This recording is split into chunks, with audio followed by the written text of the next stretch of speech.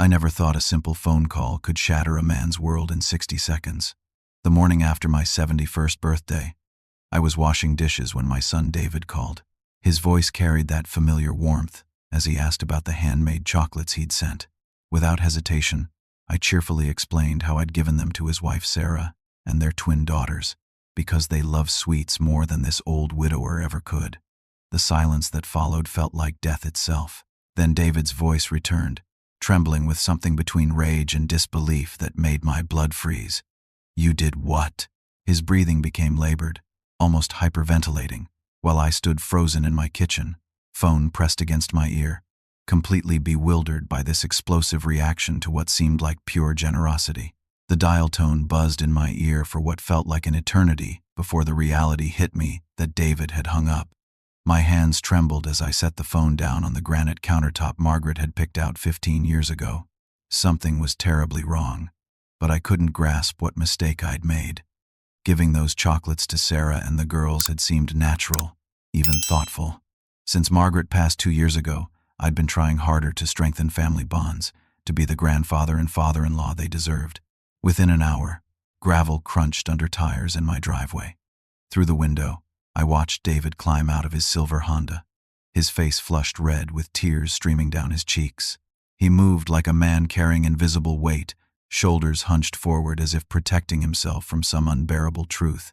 When he reached my front door, he didn't bother knocking. "Dad, we need to talk." His voice cracked like a teenager's, though he was 38 years old and usually carried himself with architectural precision. David worked for a prestigious firm in White Plains, designing office buildings and shopping centers. He'd inherited Margaret's attention to detail and my stubborn streak, but right now, he looked completely broken. I guided him to the living room where Margaret's reading chair still sat by the window, untouched since her final week. David collapsed onto the couch and buried his face in his hands. For several minutes, the only sounds were his ragged breathing and the grandfather clock ticking in the hallway. "Those chocolates," he finally whispered. "Mom made them." The words didn't register immediately. Margaret had been gone for 2 years, lost to pancreatic cancer that stole her from us in just 4 brutal months. "Son, that's impossible. Your mother, she made them 3 months before she died." David's voice carried a hollow quality I'd never heard before. "During her chemo treatments, she hid them in our freezer with specific instructions for me to give them to you on your 71st birthday." My world tilted sideways. The living room suddenly felt smaller, the air thicker. Margaret had always made my birthday special with homemade treats. Every year for 43 years of marriage, she'd surprise me with something sweet and personal. Chocolate chip cookies shaped like my initials. Lemon bars because they reminded her of our honeymoon in California.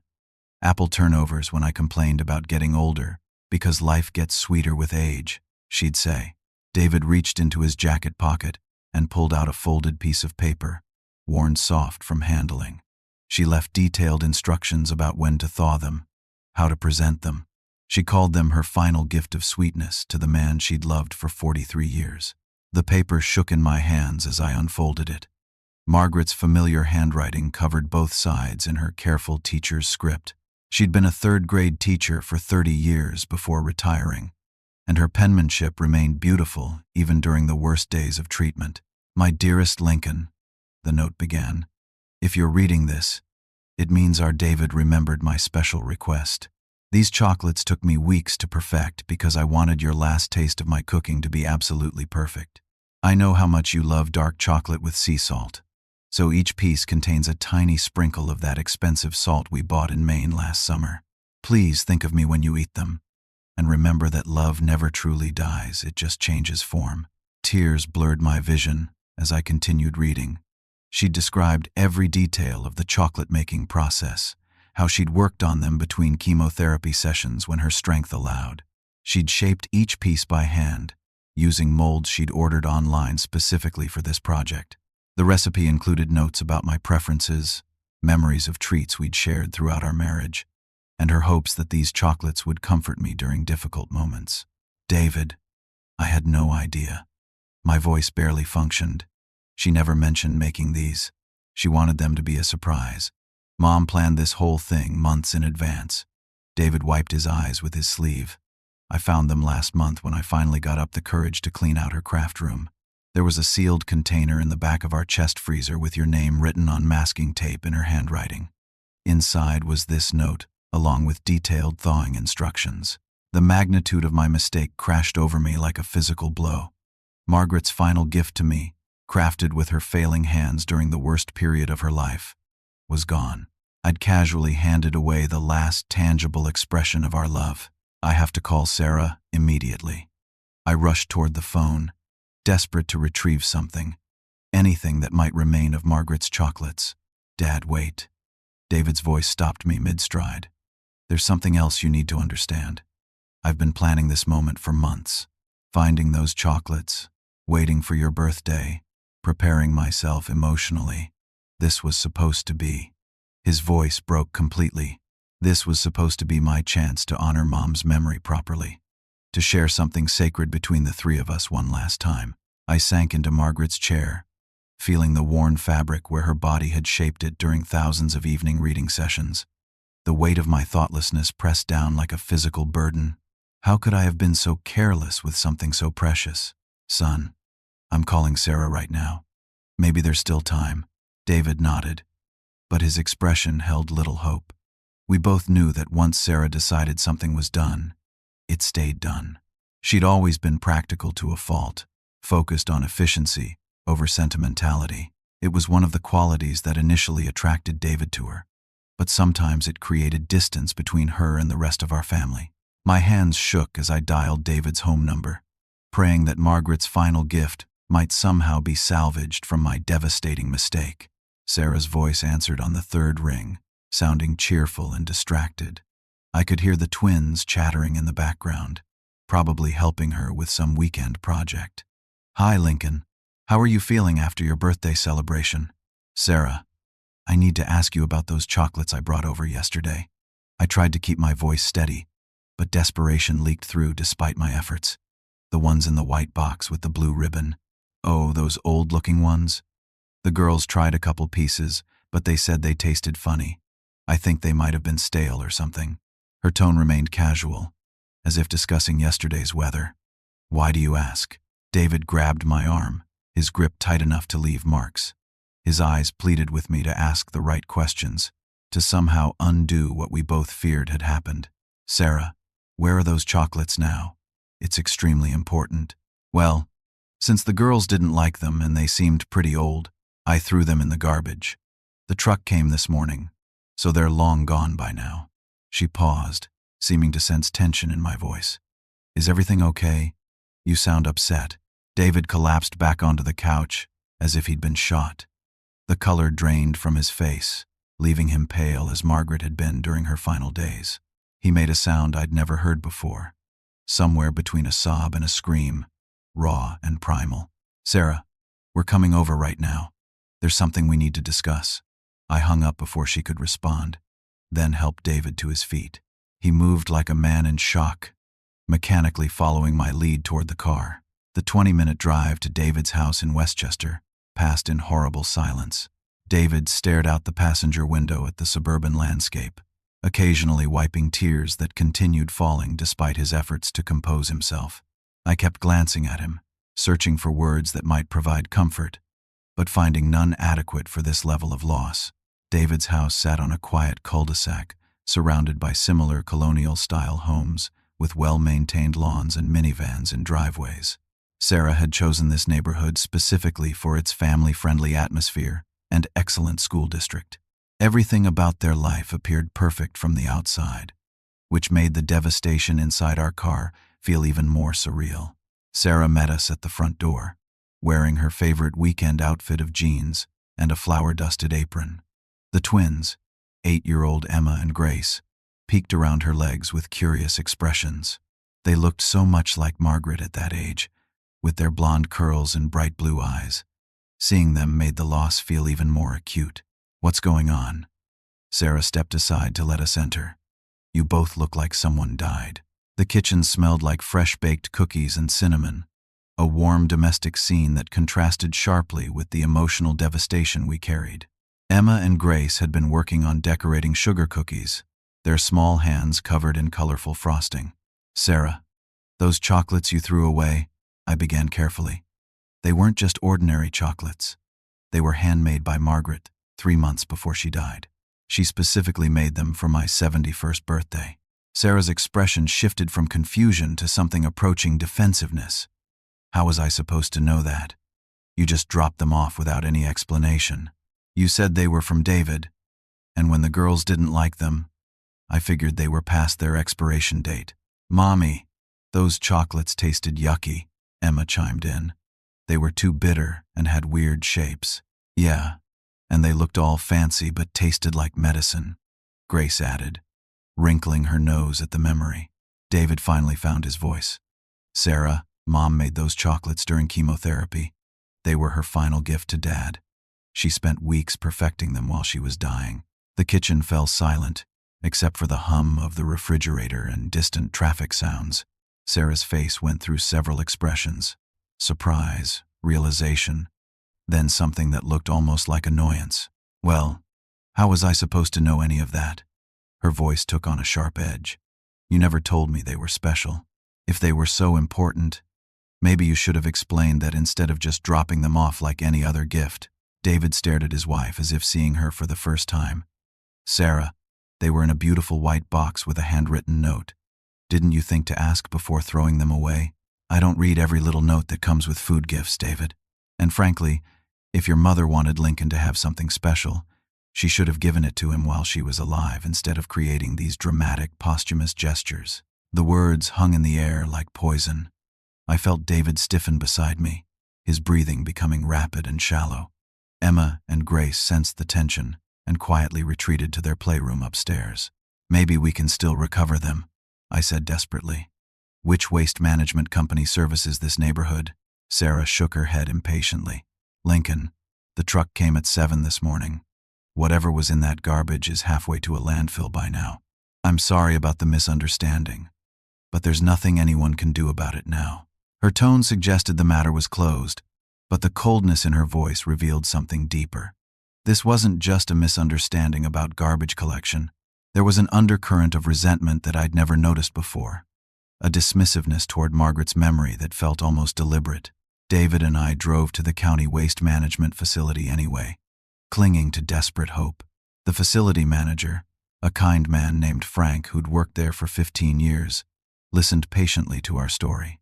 His weathered face showed genuine sympathy as he explained that the morning's residential collection had already been processed and mixed with industrial waste from 3 other townships.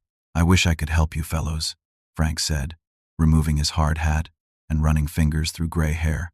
"But once it hits the main processing center, there's no way to separate individual items. I'm truly sorry for your loss."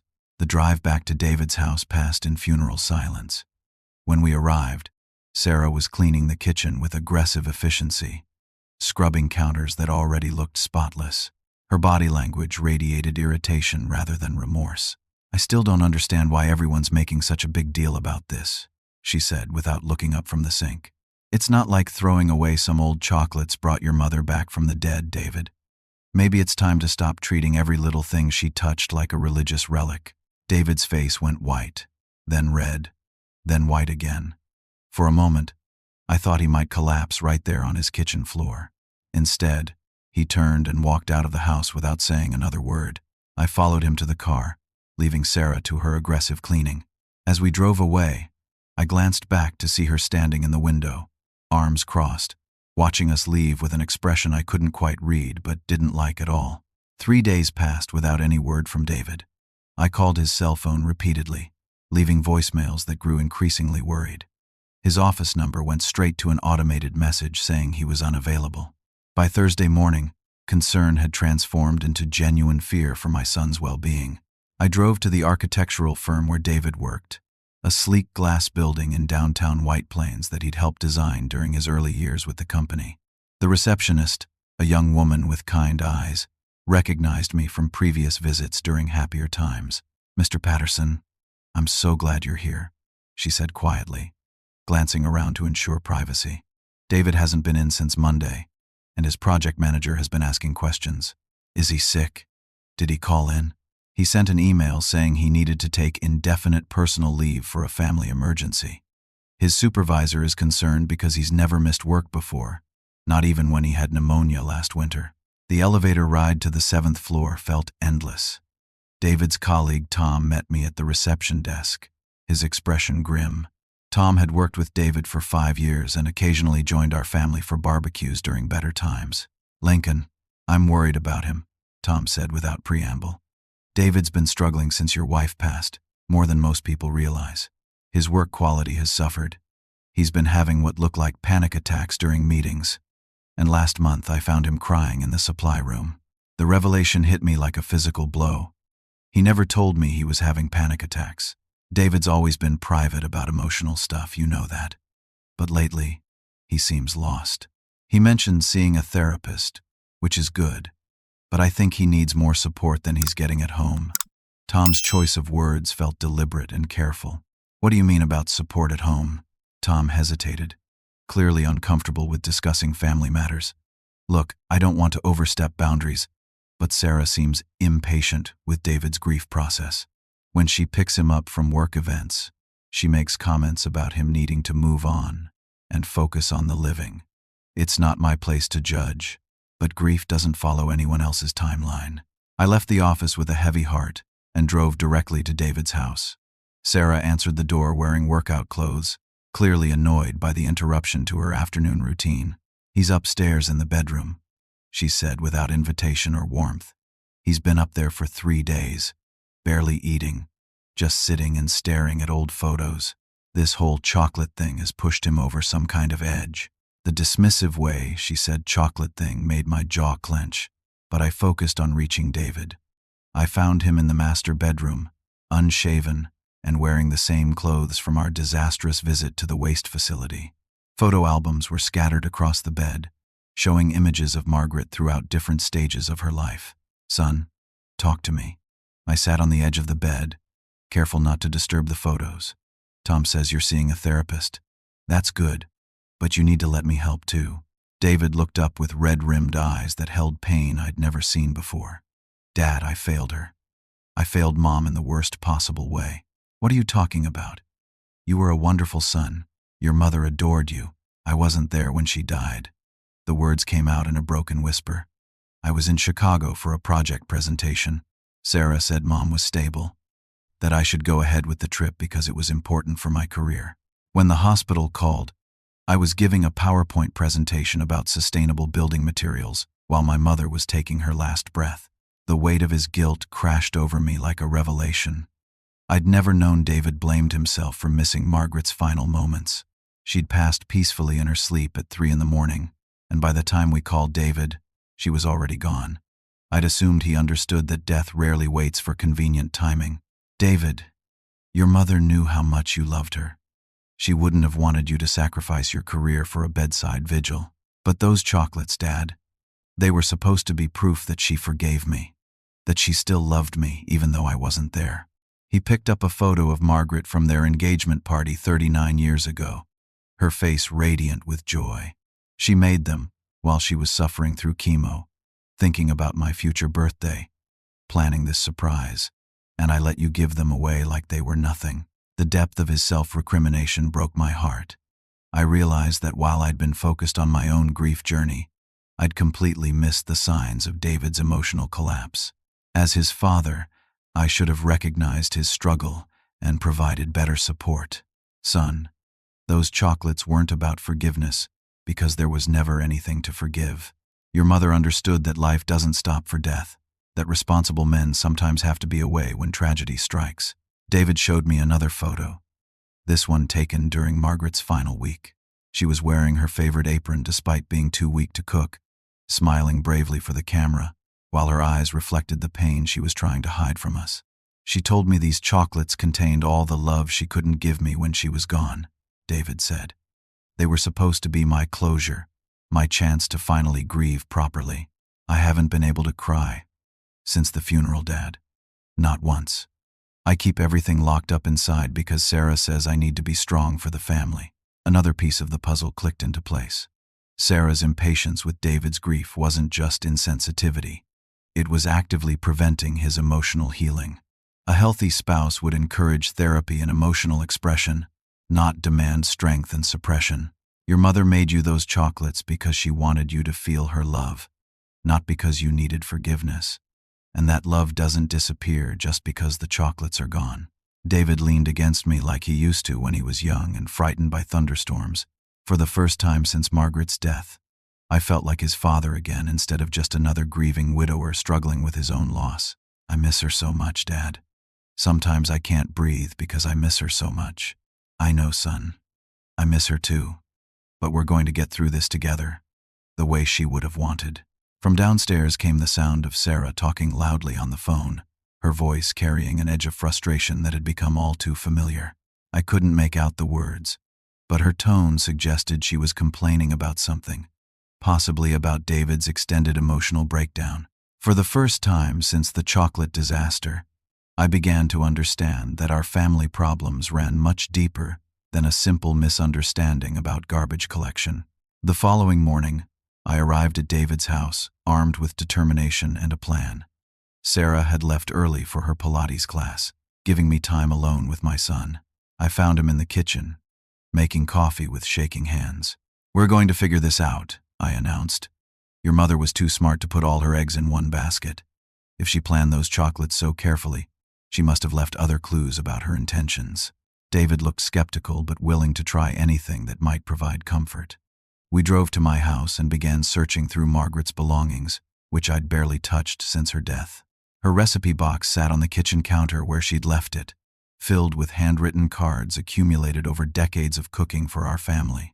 "Look for anything related to chocolate," I suggested, though the task felt overwhelming. Margaret had been an organized woman, but her recipe collection was vast and somewhat chaotic. David worked methodically through the cards, while I searched her desk drawers and personal papers. After an hour of fruitless searching, David suddenly froze. "Dad, look at this." He held up a carbon copy of a recipe card, the kind Margaret used when she wanted to keep backup copies of important recipes. "It's for dark chocolate sea salt truffles. The date says she wrote it 3 months before she died." My hands trembled as I examined the card. Margaret's familiar handwriting covered both sides, but this wasn't just a recipe. She'd included detailed notes about technique, timing, and personal observations about each step of the process. "There's more," David said, his voice gaining excitement. "She wrote notes about you on the margins. Look, Lincoln loves when chocolate melts slowly on his tongue. Use lower cocoa content for smoothness. And here, add extra sea salt. Reminds him of our Maine vacation." But the most significant discovery was yet to come. Tucked behind the recipe card was a folded piece of paper with David's name written in Margaret's careful script. Inside was a letter that would change everything. "My dearest David," it began, "if you're reading this recipe, it means you've found my special chocolates and hopefully shared them with your father as I intended. But the chocolates themselves were never the real gift. The true present is what comes next." I watched David's face as he read, seeing hope replace despair for the first time in days. Margaret's letter continued with instructions that revealed the depth of her planning and emotional intelligence. "The chocolates were meant to bring you and your father together for a special project. Inside the original box, taped to the inside of the lid, you'll find a sealed envelope with my final letter to both of you. But even if something happens to those chocolates, I've prepared for that possibility too." David and I looked at each other with growing amazement. Margaret had anticipated potential problems and created backup plans. "Your father's birthday should become an annual chocolate-making tradition between you two. I've included my perfected recipe and all the techniques I learned through trial and error. Every year I want you to spend a day together making chocolates and sharing memories of me. This isn't about dwelling on death. It's about celebrating love that continues beyond physical presence." The letter went on to describe Margaret's observations about our family dynamics during her final months. She'd noticed David's struggle with guilt and my tendency to withdraw into isolation when dealing with grief. She'd also picked up on tensions she was worried about. "I'm concerned about the distance I sense between our family and Sarah. I know she loves you, David, but I worry that she doesn't understand how healthy grieving works. Grief isn't something to get over. It's something to integrate and transform into loving memory. Please don't let anyone convince you that missing me is unhealthy or that remembering me is holding you back." Those words hit both of us like lightning. Margaret had sensed the same problems with Sarah that we were only beginning to recognize. Her motherly intuition had picked up on dynamics that we'd been too close to see clearly. "I've prepared additional gifts for Sarah and the twins, items that I hope will help them understand their place in our family history. David, these gifts are in my craft room, hidden in the blue storage box behind my sewing machine. Please make sure they receive them, but only after you and your father have had time to heal together first." David immediately called his house to check Margaret's craft room, which they'd never fully cleaned out. Sarah answered with her usual efficiency, confirming that the blue storage box was exactly where Margaret had said it would be. "What's in it?" Sarah asked suspiciously. "Things Mom left for you and the girls. We'll come get them later today." The letter concluded with specific instructions for the chocolate-making process, including Margaret's hopes that this would become a healing tradition that might expand to include other family members dealing with loss. "Remember, my loves, that grief shared becomes love multiplied. Don't grieve alone when you can grieve together and find comfort in each other's memories." David and I sat in my kitchen, both crying for the first time since Margaret's funeral. But these were different tears. Tears of relief and connection rather than isolated pain. "She knew," David whispered. "Even while she was dying, she was taking care of us." "Your mother always was the smartest person in any room," I agreed. "She orchestrated this whole thing as grief therapy, not just as a gift." "For the first time in days," David smiled. "Should we go see what else she left for us?" I nodded, feeling Margaret's presence surrounding us like a warm embrace. Her love had created a path forward through our pain, but only if we were brave enough to follow her guidance and protect our healing from those who might not understand its importance. The drive to David's house felt different this time, charged with anticipation rather than dread. Margaret's careful planning had given us hope and a sense of purpose that had been missing since her death. But as we pulled into the driveway, I noticed Sarah's car was still there despite her usual Friday afternoon schedule. "I thought she had book club today," David mentioned, checking his watch. We found Sarah in the kitchen, looking agitated while talking rapidly on her phone. When she saw us enter, she quickly ended the conversation with an abrupt "I'll call you back later." "How was book club?" David asked innocently. "I decided not to go today. Too much to do around the house." Her response came too quickly, and she avoided making eye contact. "So what's this about your mother leaving more gifts?"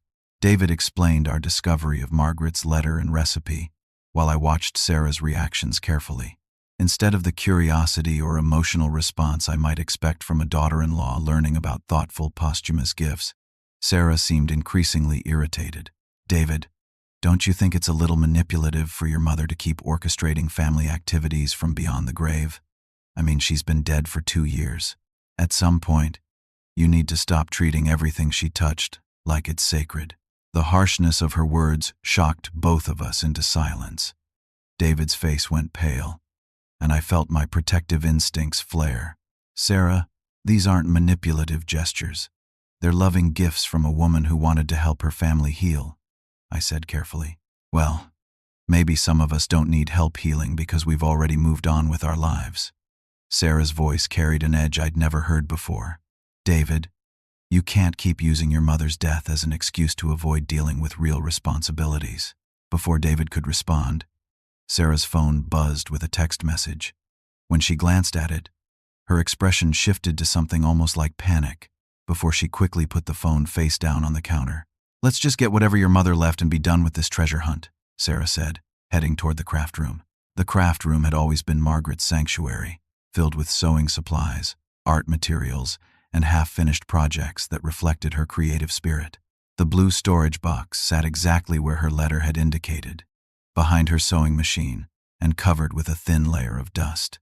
David lifted the box carefully, as if it contained fragile dreams. Inside, we found 3 wrapped packages with names written in Margaret's handwriting, for Sarah, for Emma, and for Grace. Each package was accompanied by a sealed letter. But there was something else in the box that made my blood run cold. Margaret's cell phone, which we'd thought was lost, sat at the bottom wrapped in tissue paper. When David picked it up, the screen showed dozens of unread text messages. "I thought this was missing," David said, powering on the device. Sarah's face went white. "Why would your mother's phone be in there?" That seemed strange. As the phone loaded, notifications began appearing. Most were automated messages from service providers, but several were from Sarah's number, sent during Margaret's final weeks of life. David's hand shook as he opened the message thread between Sarah and his mother. What we found there shattered any remaining illusions about Sarah's character and revealed the depth of her manipulation. The messages began 3 weeks before Margaret's death. Sarah had texted, "Margaret, I think it's unhealthy how emotional David gets about your illness. It's affecting his work and our marriage." Margaret's response was gentle but firm. "Grief and worry are natural responses to loss, Sarah. David needs support, not judgment." But Sarah had continued, "I need you to discourage him from visiting so often. The girls are picking up on his negativity, and I'm tired of dealing with his mood swings when he comes home from the hospital." I watched David read these messages with growing horror. His wife had been lobbying his dying mother to limit their time together during her final weeks. The conversation continued with Sarah writing, "Please, don't leave any sentimental items for David when you die. He's already too attached to the past, and I'm trying to help him focus on our family's future." Margaret's final response to Sarah was diplomatic but clear. "I understand your concerns, but a man needs time to say goodbye to his mother. Love doesn't diminish when it's shared. It multiplies." Sarah had replied, "I just think all this emotional drama is unnecessary. Death is part of life. People need to accept it and move on instead of wallowing in sentiment." David looked like he might vomit. "Sarah, you tried to convince my dying mother to cut me off during her last weeks? David, you're taking those messages out of context. I was just concerned about your mental health and our family stability." Sarah's voice had taken on a defensive tone I'd never heard before. "These messages are pretty clear, Sarah. You were asking a woman dying of cancer to limit her time with her son because his grief inconvenienced you." I continued scrolling through the phone and found something even more disturbing. Sarah had sent Margaret photos of gift items she'd thrown away, items that were apparently meant for David and me. "You threw away other things Mom left for us?" David's voice cracked with disbelief. Sarah's defensive posture crumbled into something approaching guilt. "Look, your mother was leaving sentimental items all over the place during those final weeks. Little notes, small gifts, pieces of jewelry. I thought it was morbid and unhealthy, so I disposed of some of them before you could find them and get even more upset." The admission hung in the air like a toxic cloud. Sarah had systematically destroyed Margaret's attempts to leave loving reminders for her family, deciding unilaterally what was appropriate for our grief process. "What else did you throw away?" I asked, my voice dangerously quiet. "I don't remember every little thing, Lincoln. It wasn't important." But David was scrolling through more of the phone's contents. "Dad, look at this." Mom saved photos of everything she made for us. She documented each gift with notes about why she chose it and what it meant. The photos showed a hand-carved wooden box with David's initials, meant to hold important documents, a set of cufflinks that had belonged to my father, intended as a gift for David's promotion, a photo album Margaret had assembled of 3 generations of family recipes, inscribed with loving messages for future generations. All of it was gone, destroyed by Sarah's determination to control our family's emotional landscape. "Sarah, those gifts weren't yours to dispose of," I said. "You had no right to make decisions about another person's final wishes." "I was protecting my family from unnecessary pain," Sarah shot back. David was already falling apart, and all these constant reminders were making it worse. "That wasn't your decision to make," David said quietly. "Those were messages from my mother, and you stole them from me." As the reality of Sarah's actions sank in, I began to understand that the chocolate incident wasn't an isolated mistake. It was part of a pattern of behavior designed to separate David from his family's memory and influence. But David's phone was buzzing now with an incoming call. The caller ID showed Katie, David's sister who lived in California. "Oh, good. Maybe Katie can help us sort this out," I said hopefully. But Sarah's face went pale again, and I realized there might be even more to this story than we'd discovered. David answered Katie's call with a trembling voice. "Hey, sis, You're never going to believe what we just found. Even through the phone speaker, I could hear the relief in Katie's voice. David, oh my God. I've been trying to reach you for months. Sarah keeps telling me you don't want family contact right now, that you need space to heal. I was starting to think you were angry with me about something. David's face went white as understanding dawned. Sarah told you what? Every time I called, Sarah answered and said you were too fragile for family conversations. She said talking about Mom was triggering panic attacks, and that your therapist recommended limiting contact with anyone who might bring up painful memories. The phone nearly slipped from David's hands. Sarah had been intercepting communication between siblings, isolating David from his primary support system during the worst period of his grief. Katie, that's not true. I never said any of that. I've been wanting to talk to you about Mom, about what we're both going through. Oh, David. Katie's voice broke with emotion. I've had so many resources I wanted to share with you. My grief counselor recommended some amazing support groups for people who lost parents to cancer. I've been writing you long emails and never getting responses. I thought you were shutting me out. I watched Sarah's face carefully as the scope of her deception became clear. She'd been systematically cutting David off from every potential source of emotional support except herself, then using his resulting isolation to control his healing process. Sarah, you've been lying to Katie for months? David's voice carried a dangerous edge I'd rarely heard. I was protecting you, Sarah insisted. You were barely functional after your mother died.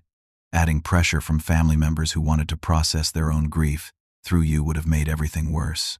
That wasn't your decision to make, I said firmly. Katie is his sister.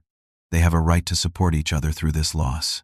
David put the phone on speaker so Katie could hear our conversation. Katie, there's more. Sarah threw away gifts Mom left for us.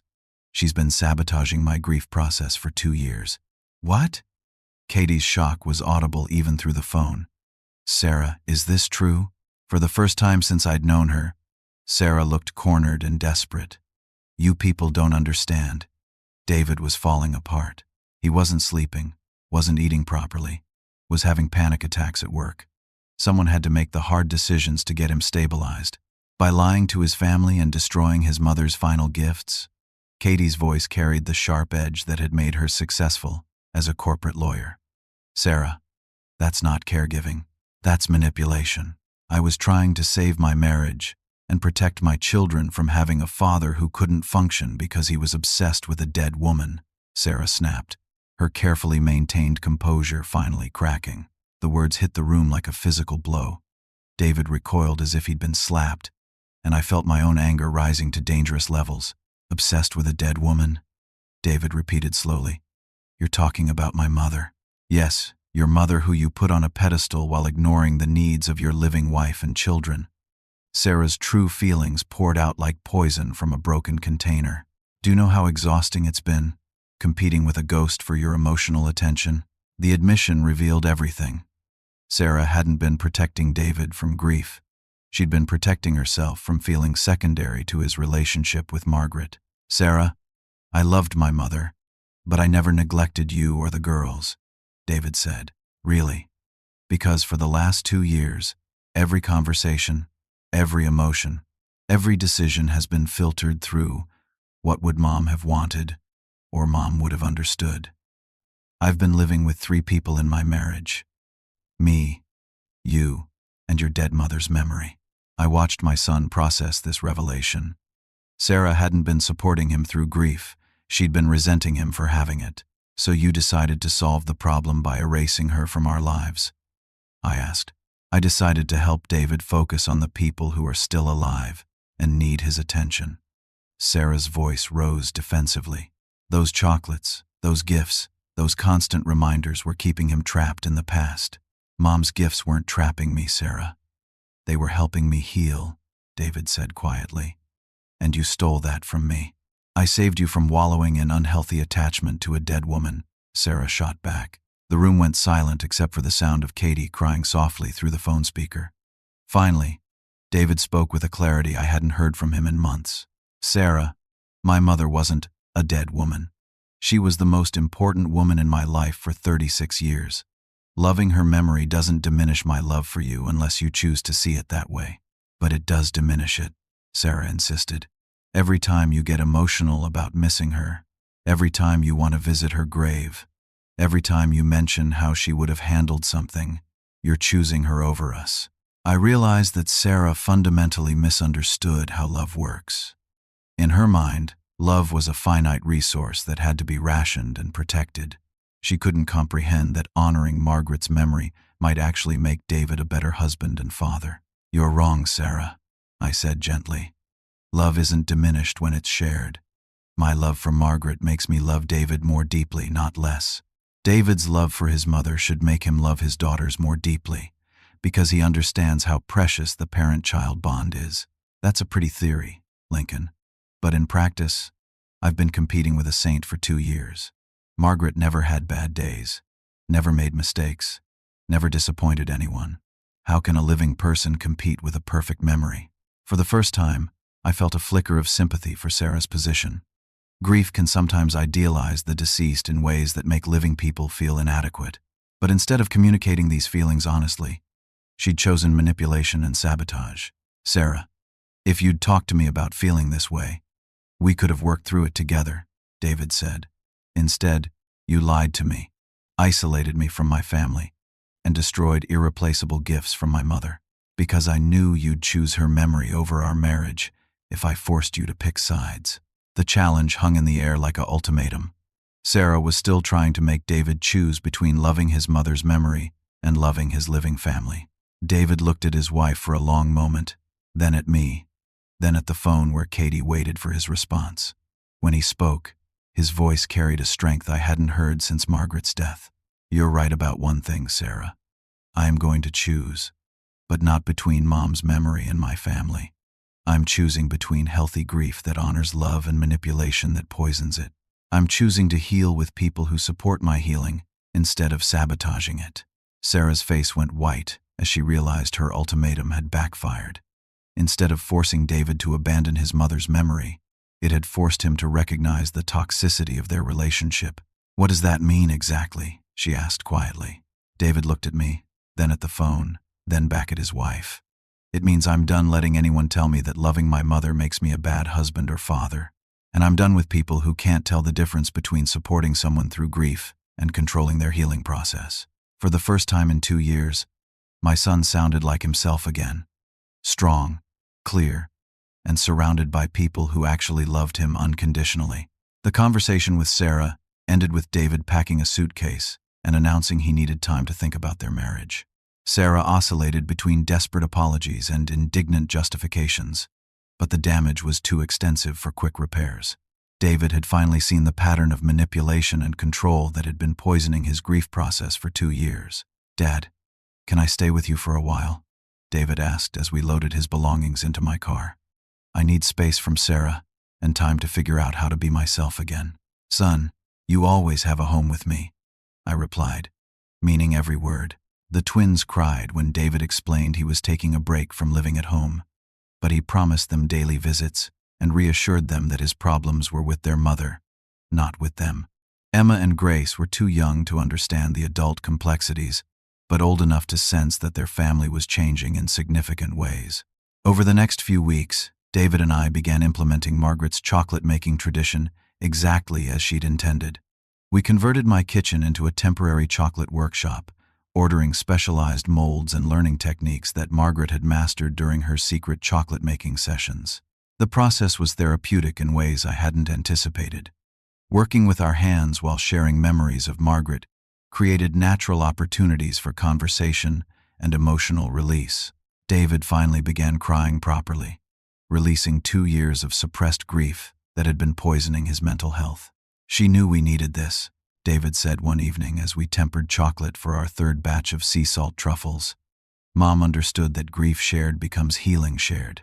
Katie flew in from California for what she dubbed Margaret's Chocolate Weekend, bringing her own memories and her own need for family connection.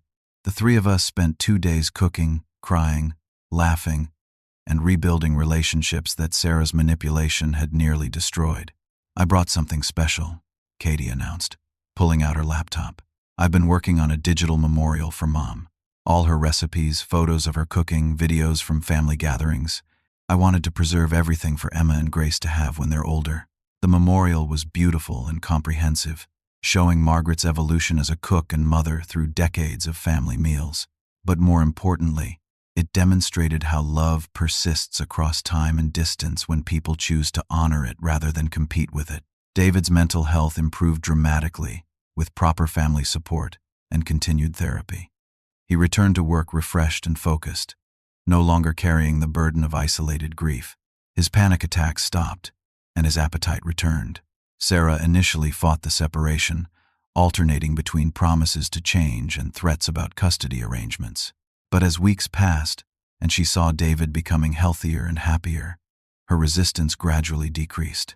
The twins were clearly benefiting from having an emotionally available father, even if their parents were living apart. 3 months after our chocolate discovery, Sarah finally agreed to family therapy. The counselor, a wise woman named Dr. Patricia Wells, helped Sarah understand how grief works and why supporting a spouse's emotional healing serves everyone's interests. Love isn't a finite resource that has to be rationed, Dr. Wells explained. When people heal properly from loss, they become more capable of loving the people who are still present in their lives. Sarah's therapy revealed deeper insecurities about her place in our family that dated back to the early years of her marriage.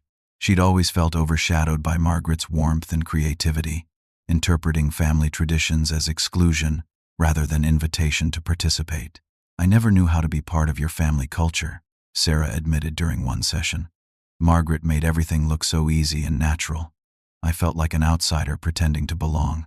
This revelation helped David understand Sarah's perspective while maintaining appropriate boundaries about her manipulative behavior. Understanding why someone acts destructively doesn't excuse the destruction, but it can provide a foundation for rebuilding trust. By the 1-year anniversary of our chocolate discovery, significant healing had occurred throughout our family. David and Sarah were living together again, but with new communication patterns and clearer boundaries about grief and family relationships.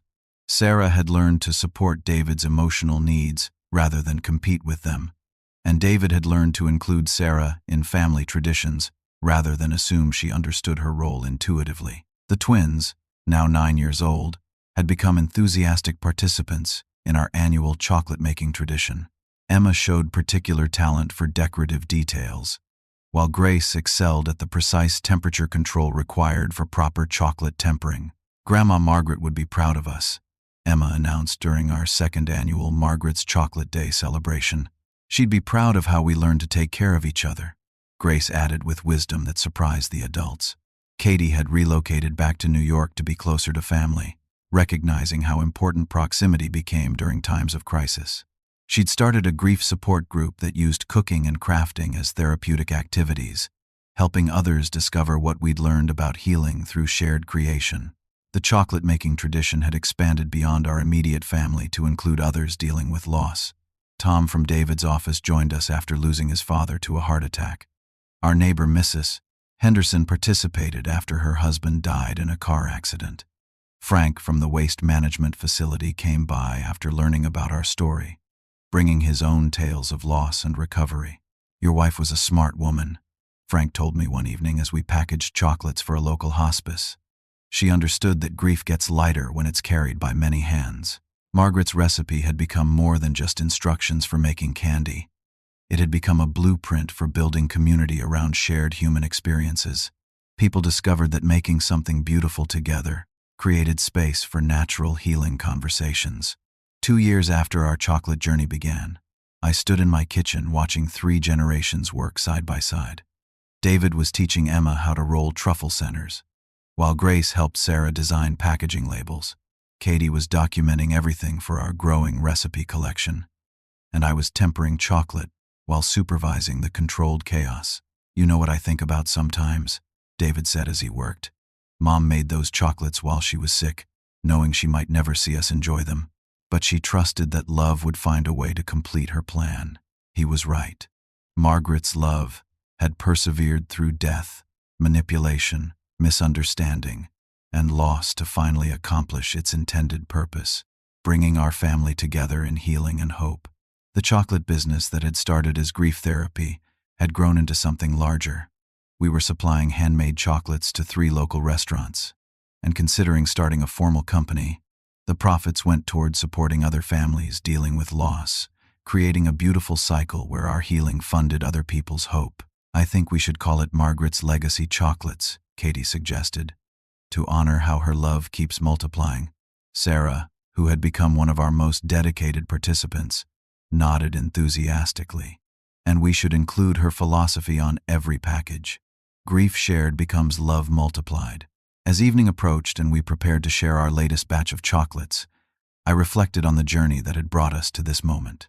A simple mistake about garbage collection had revealed deep family wounds, but also deep family love.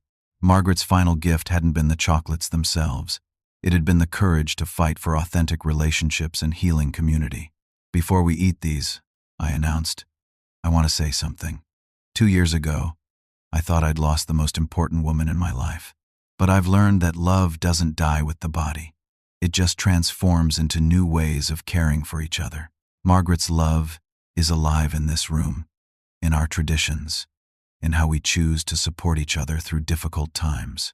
David raised his piece of chocolate in a toast to Mom, who taught us that the best gifts aren't things you receive, but opportunities to love each other better.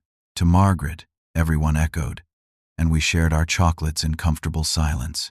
The taste was perfect, rich, smooth, with just enough sea salt to remind us of summer vacations and happier times. But more than that, it was the taste of family bonds that had been tested, broken, and rebuilt stronger than before. As our guests prepared to leave and the kitchen gradually quieted, David and I found ourselves alone with the lingering aroma of chocolate and contentment. Dad, do you think Mom knew how this would all turn out? David asked. I think your mother trusted that love would find a way, even when we couldn't see the path forward ourselves. David smiled, the first truly peaceful expression I'd seen on his face since Margaret's death. Then she was right, as usual. Outside, snow was beginning to fall, coating the world in pristine white that reminded me of Margaret's favorite winter evenings. Inside, our kitchen held the warmth of family traditions that would outlast all of us, carrying love forward through future generations who would learn to heal through shared sweetness and honest connection. The call to action felt natural as I thought about others who might be struggling with similar family challenges. If you've experienced the loss of someone important and found yourself dealing with complicated grief or family tensions, I'd love to hear your story in the comments below. How do you honor the memory of loved ones while maintaining healthy relationships with living family members? Have you discovered traditions or activities that help transform grief into healing connection? Please like this story if it reminded you of the importance of supporting each other through difficult times. Subscribe to hear more stories about families who overcome challenges and find strength in unexpected places. And if you know someone who's dealing with loss or family difficulties, please share this story with them. Sometimes people need to hear that healing is possible, even when the path forward seems impossible to navigate. Thank you for taking this journey with me, through one family's discovery that love truly does multiply, when it's shared honestly and protected from those who would diminish it. May you find your own ways to honor the people who've shaped your heart while building stronger connections with those who share your present and future. Remember, the sweetest gifts aren't always the ones we receive, but the opportunities we create to love each other more deeply through life's inevitable challenges and changes.